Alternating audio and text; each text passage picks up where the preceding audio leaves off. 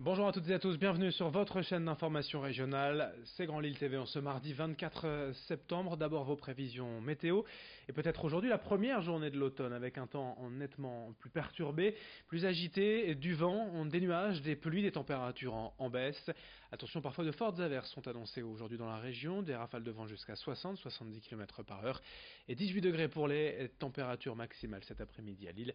On en reparle bien sûr avec les prévisions météo complètes juste après ce journal. À la une, d'abord la colère des agriculteurs français et régionaux contre le projet de l'État d'instaurer les ZNT, les zones de non-traitement, une marge de 5 à 10 mètres à proximité des habitations où l'utilisation des pesticides serait interdite.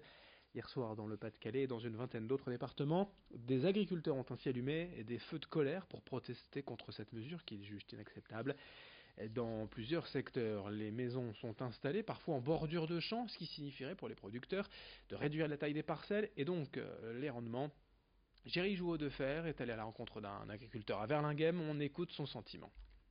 On a dans le collimateur les produits phytopharmaceutiques qui sont ni plus ni moins que des médicaments pour que la plante elle reste en bonne santé.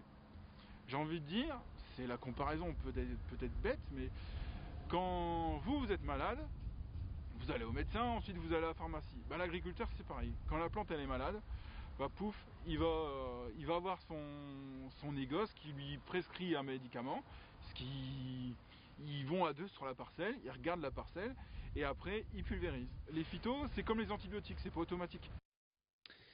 Autre actualité en ce mardi, une journée de grève dans la région. La CGT cheminot et Sudrail appellent à cesser le travail contre le projet du gouvernement d'uniformiser les régimes de retraite. Dans les Hauts-de-France, les prévisions de trafic sont de 3 TER sur 4 et 4 TGV sur 5 en circulation. Pas de souci pour les Eurostars. Thalys et trains internationaux, comme d'habitude, vous pouvez consulter les trains en circulation sur les sites web et applications de la SNCF. Dans la métropole lilloise, les agents d'Illévier ont également prévu de faire grève aujourd'hui. Pas de problème pour le métro et tramway qui circuleront normalement. En revanche, les lignes de bus du secteur Roubaix-Tourcoing devraient être impactées, notamment les lianes 3, 4 et 8, ainsi que les lignes 30, 33, 34, 35, 36 et les citadines de Roubaix et Tourcoing.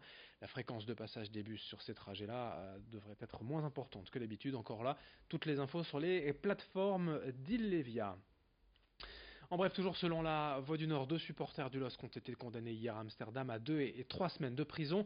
Il leur serait reproché des violences avec les forces de l'ordre avant le match de Ligue des Champions la semaine dernière entre l'Ajax d'Amsterdam et le LOSC.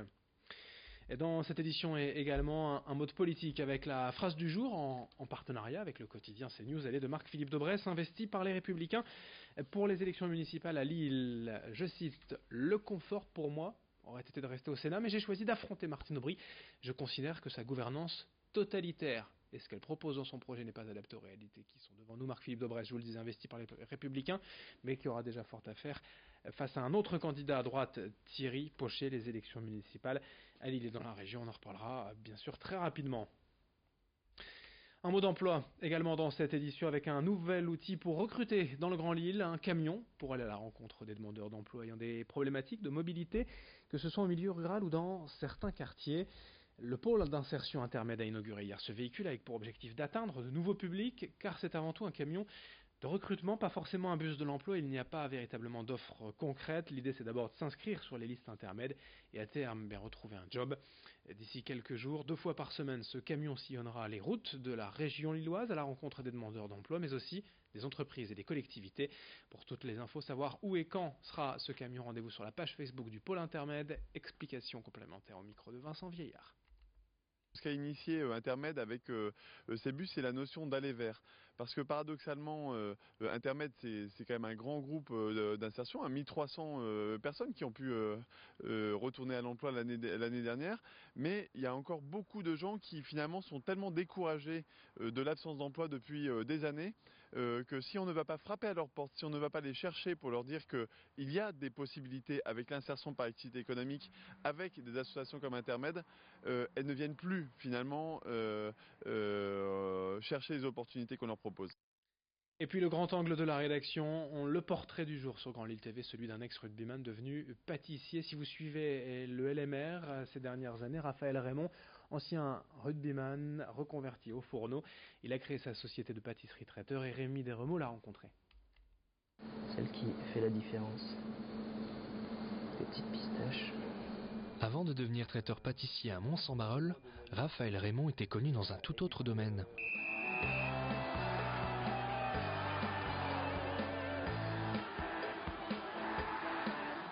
Pendant 7 ans, il était rugbyman au Lille Métropole Rugby. Il passera professionnel pendant 3 ans. Mais en 2014, Raphaël décide de tourner la page. Je pense que le rugby, au bout de 25 ans, j'avais donné, j'ai passé tous mes week-ends à jouer. Plus forcément envie d'être dans ce rapport de force qui est propre au rugby, quelque chose de plus sain, de plus serein, qui ne nécessite pas forcément de montrer qui a le plus de testostérone. Avec sa compagne, ils se lancèrent dans un voyage qui les emmènera aux 4 coins du monde.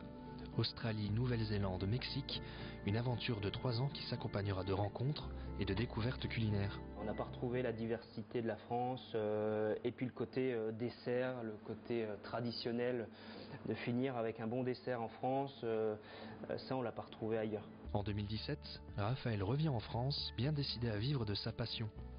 Et bien qu'il troque le maillot pour un tablier, les valeurs du rugby ne sont jamais bien loin. C'est pareil, quand je joue au rugby, les gens qui se déplacent, ils veulent ressortir du stade en ayant crié, en ayant vu du beau jeu, en ayant eu du spectacle, ce qui était ce qu'on s'efforçait de faire. Et finalement c'est pareil, cette relation elle est pareille avec la pâtisserie. Donc du coup c'est ça vraiment qui me plaît dans ce métier-là, c'est de me dire les gens ils se marient, ils font appel à moi et ils ont passé un bon moment grâce aussi au dessert. Ça c'est des émotions qu'à mon avis tout bon artisan devrait rechercher. Le pâtissier va d'ailleurs lancer des ateliers afin de partager son savoir-faire. Une occasion de le rencontrer sur ce nouveau terrain sans risquer de prendre des coups. Fin de ce journal sur Grand Lille TV, à suivre dans un instant vos prévisions météo, l'infotrafic et d'autres infos en images jusqu'au prochain quart d'heure. Dans moins de 8 minutes, un nouveau journal. Très bonne journée à toutes et à tous.